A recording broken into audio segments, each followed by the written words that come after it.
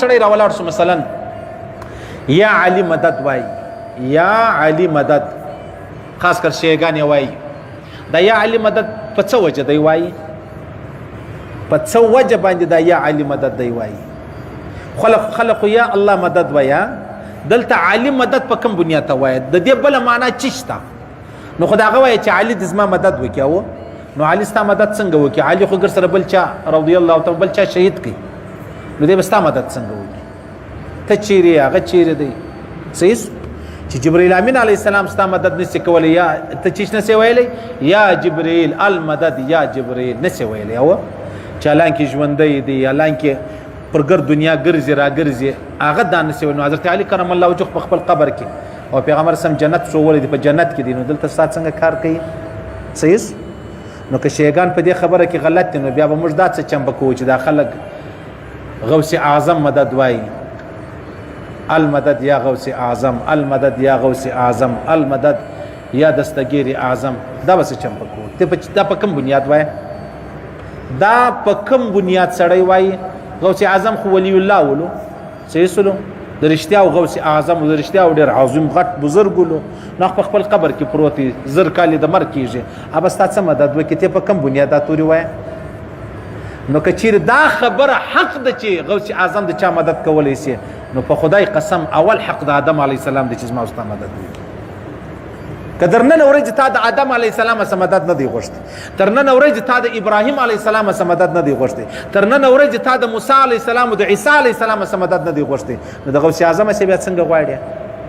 غوث اعظم پر دې قادر دی که غوث اعظم دغه انسان لکه موږ ټیک دی الله والا او موږ نه یو دی ولی الله موږ نه یو نو ولی الله ته دا حق ستا کچیر الله رب العزت ورک دی کچیر الله رب العزت اعلان کړی دی د بعد از ما په وسنه د پرا کچیر الله رب العزت چا جړلی دی الله لار نه در پر کړی کچیر د الله سما سوا د اسمان بل چا درولې دی کچیر د الله سما سوا د المر بل چا راخېژولې کچیر د الله سما سوا د ژوند ماوتا ته بل چا را کړی دی کچیر د الله سما سوا مرګ ماوتا ته بل څوک را کوي په خدای قسم به حق د غوث اعظم دی چې موږ وغواړو چې الله قادر دی الله ژوندی دی الله رب العزت مطلب دا ټول کائنات د په کنټرول په قدرت کې یو ذره د الله د علم سره د الله د قدرت او د الله د مدد سره د باندې نه د نو بیا ته څنګه دا خبره کوي چې دا یو پلر دی او وڅنګ ته سړی ناست واخوا ته منګي د اوبو پروت دی تږي دی دا پلر ته وای چې ته ما ته وبراکه کو دې سړی ته وای صحیح سړی ته وای او نو پلر ته ویل نه وای پلر بنسبت و انسان ته مړ دی صحیح سره نو دا غره کم دغه مړی را واخله اولیاء را واخله بنسبت و الله ته مړ دی چې الله رب العزت ستا د الله قدرت ستا الله اعلان چې کم کړی دی پر هغه باندې قادر هم دی ولاړ هم دی داغه باوجود یو سړی الله پرېږدي یا پیغمبر علیه الصلاۃ یا رسول الله مدد وای یا را ولاړیږي مطلب یا علی مدد وای یا را ولاړیږي یا غوث اعظم مدد وای نو دا په کوم بنیاد ته وای د دې اجازه چا کړی ده نو کله غوث اعظم حق دی چې سړی مدد جنو غواړي نو والله اول حق د ابوبکر صدیق دی چې جنتیم دی په عشره مبشره کې هم دی د نبی السلام یار هم دی و څنګه ته پټ هم دی والله حق د چا دی د ابوبکر صدیق دی نو چې ابوبکر صدیق حق نه لري دروسه چا نه دی ویل چې المدد یا صدیق اکبر دروسه چا نه دی ویل نو ول نه وای صحیح سلو شرک څه ته ویل کیږي یعنی که الله رب العزت دا خپل لار پرې دا کمزوري سوی دی نعوذ بالله عجز سوی دی نعوذ بالله بیا در وسوته له نعوذ بالله پر دواړو سترګو موږ به الله په ټولو پرېږدو لاړ بس هغه چاته به ودرېږو چې زما او مدد کولی شي چې غوث اعظم د چا سره مدد غوښتي غوث اعظم مدد د چا سره غوښتي د الله سره نو ته بیا ول د غوث اعظم سره غوث اعظم چې غوث اعظم سوی دی چې اعلی عظیم مرتبه ته رسیدلی په چیش رسیدلی په دې رسیدلی دی الله یې ډیر کوي او د الله عبادت یې ډیر کوي او د الله حکمونه ډیر پر ځای کول او د پیغمبر سم طریقې ډیر پر ځای کول او دا خو مشتي ټول سره منو نو چې غوث اعظم په الله مدد باندې هغه ځای ته ورسېدی نو ته بیا ولې په غوث اعظم مدد باندې بل ځای ته ځان رسې نو خو ښکاره خبره ده چې ته دې لارې ته دا ځای ته په کومه لاره ورسېدې هغه تا ته لار در شو زه پر دا لار راغلم